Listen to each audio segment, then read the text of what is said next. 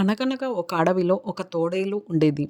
అడవిలోని జంతువుల్ని చంపి తిని ఆకలి తీర్చుకునేది. ఒక్కోసారి మాత్రం ఎంత వెదికినా దానికి ఆహారం దొరికేది కాదు.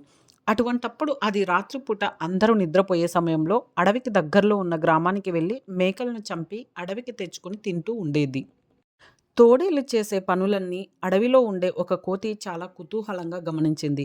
ఆ విషయం తెలుసుకున్న తోడేలు చాలా తెలివిగా తాను చేస్తున్న పనుల గురించి కోతికి గొప్పగా చెప్తుండేది. యజమానులకు తెలియకుండా మేకలను ఎలా చంపుతుందో కోతికి వర్ణించి చెప్పేది. ఆ మాటలు విన్న కోతికి తోడేలు ఊరి వాళ్ళ కళ్ళు కప్పి మేకల్ని ఏ విధంగా పట్టుకుంటుందో చూడాలనిపించేది. ఒకరోజు కోతి, "నువ్వు ఆ గ్రామానికి వెళ్ళేటప్పుడు నన్ను కూడా తీసుకెళ్తావా? నీ పనితనం చూడాలనుంది" అని తోడేలును అడిగింది. అప్పుడు తోడేలు, "ఈరోజు రాత్రికే నిన్ను తీసుకెడతాను. రాత్రికి సిద్ధంగా ఉండు" అని చెప్పింది. తన ముచ్చట తీరబోతున్నందుకు కోతి చాలా మురిసిపోయింది. తమ ఊరిలో అప్పుడప్పుడు మేకలు మాయం అవుతుండటం ఊరివారు గమనించారు. ఆ సంగతి ఏంటో తెలుసుకోవాలని కొందరు యువకులు మేకలను కాపలా కాయసాగారు. ఆ విషయం తెలియని తోడేలు కోతితో కలిసి ఆ ఊరిలో ప్రవేశించింది. మేకల్ని తినడానికి వాటి దగ్గరకు తోడేలు వెళ్ళటాన్ని ఆ యువకులు గమనించారు.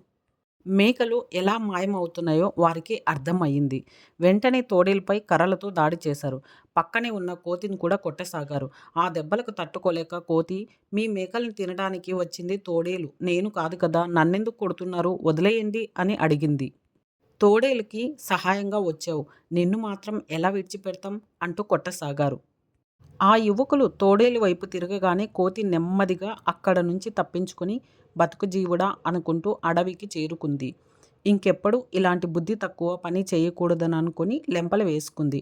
అప్పటినుంచి అటువంటి పనులకు దూరంగా ఉండసాగింది.